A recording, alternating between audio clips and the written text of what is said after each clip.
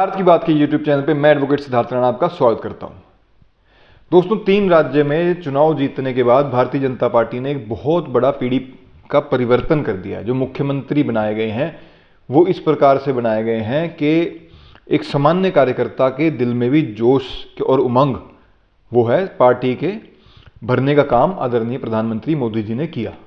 लेकिन मैं अभी रिसेंटली एक आर्टिकल पढ़ रहा था जो लुटियन दिल्ली के लेफ्ट लिबरल के ये जो सीनियर पत्रकार अपने आप को बोलते हैं, ये किस प्रकार से दोस्तों इनकी जो मानसिकता है या इनके जो लिखने की कला है, इसको मैं कला कहूँगा, ये इस प्रकार से एक पॉजिटिव न्यूज़ को भी इतना नेगेटिव करके दिखाते हैं कि दूसरे आदमी के मन में वाकई में शक पैदा कर दें कि जो अच्छा काम हो रहा है वो एक्चुअल में अच्छा सिर्फ दिखाई दे रहा है, अच्छा हो नहीं रहा।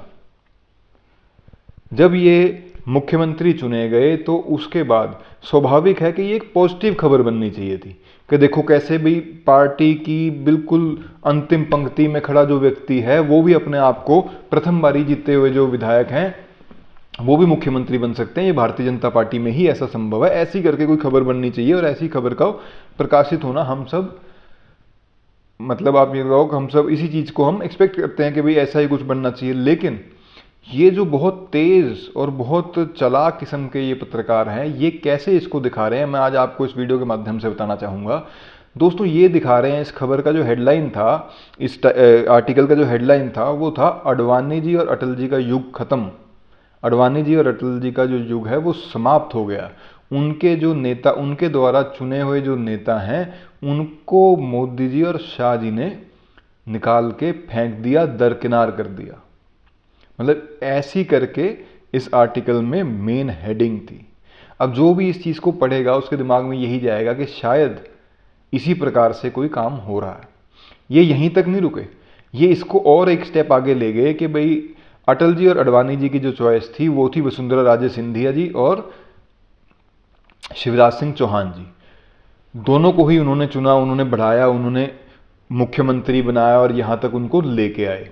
अब जिस टाइम ये 2012-13 की बात ये बताते हैं कि 2012-13 के आसपास जब भारतीय जनता पार्टी अपने डाउनफॉल पे थी और उस टाइम प्रधानमंत्री कैंडिडेट को चूज करना था, उस समय जब मोदी जी का नाम गुजरात से आगे बढ़ रहा था तो इस दूसरी तरफ वसुंधरा राजे सिंधिया जी और शिवराज सिंह चौहान जी ये पूरी लॉबिंग कर रहे थे कि भाई मोदी जी का नाम ना चलाया जाए, ना आगे बढ़ाया जाए। स्वर्गीय सुषमा स्वराज जी का भी नाम इन्होंने बीच में जोड़ दिया कि ये सारे मिलकर ये चाहते थे भी मोदी जी को प्रधानमंत्री का उम्मीदवार बनने से किसी प्रकार से रोका जाए और उसके लिए ये अडवाणी जी के बिल्कुल करीबी थे और उनकी सहमति से ये सारा काम हो रहा था।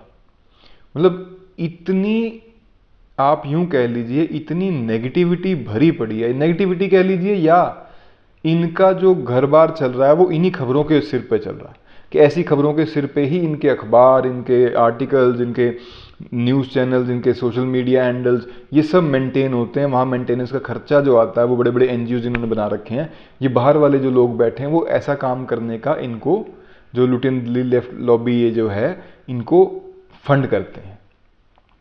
तो इस प्रकार से दिखाया गया कि भाई इसलिए मतलब 2012-13 की जो खुंदक थी वो मोदी जी ने अब तक अपने दिल में संभाल रखी थी और जैसे ही मौका मिला तो उस खुंदक को निकाला गया। ऐसा एक, मतलब आदरणीय प्रधानमंत्री जी को किस प्रकार से हिटलर दिखाया जाए, किस प्रकार से खुंदकी, कि देखो इतनी पुरानी खुंदक जो है वो 10 साल बाद जब मौका मिला तो उनको अपना खुंदक निकालने का, तो उन्होंने खुंदक निकाली।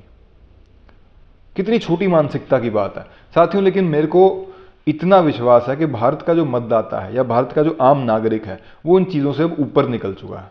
वो अच्छे से जानता है कि जो मुख्यमंत्री 18 साल मुख्यमंत्री रह लिए, जो नेता पार्टी ने बनाया, जिस समय पार्टी की लीडरशिप, स्वाभाविक है एक उम्र के बाद पार्टी में पीढ़ी परिवर्तन होता है। आदरणीय मोदी जी जब मुख्यमंत्री थे तो इनको भी अटल अडवाणी जी ने ही मुख्यमंत्री बनाया था। सेम उसी प्रकार से शिवराज जी को और वसुंधरा राजे सिंधिया जी को बनाया था।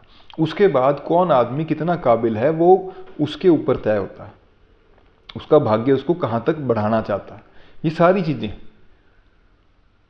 लेकिन यहां पे मोदी जी पे ब्लेम इस प्रकार से लगाया जा रहा है कि जैसे उन्होंने किसी चीज का अंत कर दिया।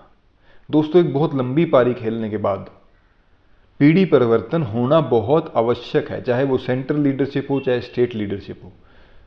जब नेता में एक फटीग फैक्टर आने लगता है, नेता जब इतनी भारी बहुमत के साथ भी अगर आप एक सेकंड लाइन ऑफ लीडरशिप नहीं तैयार कर सकते, तो ये बहुत बड़ी खामी है। चलो हम इसको थोड़ा और अलग पॉइंट से देखते हैं। अब योगी आदित्यनाथ जी जो मुख्यमंत्री बनाए गए उत्तर प्रदेश के, उस टाइम उनको मुख्यमंत्री किसको हटा के बनाया गया या किसे दरकिनार करके बनाया गया, तो इस लेफ्ट लिबरल लॉबी के पास कोई जवाब नहीं है कि वहां का जो वो फैसला था वो कुछ और उदाहरण ऐसा देंगे कि भाई जबरदस्ती योगी जी बन गए। भाई कौन विधायक जबरदस्ती मुख्यमंत्री बन सकता है, और खास करके ऐसी संगठन वाली पार्टी में।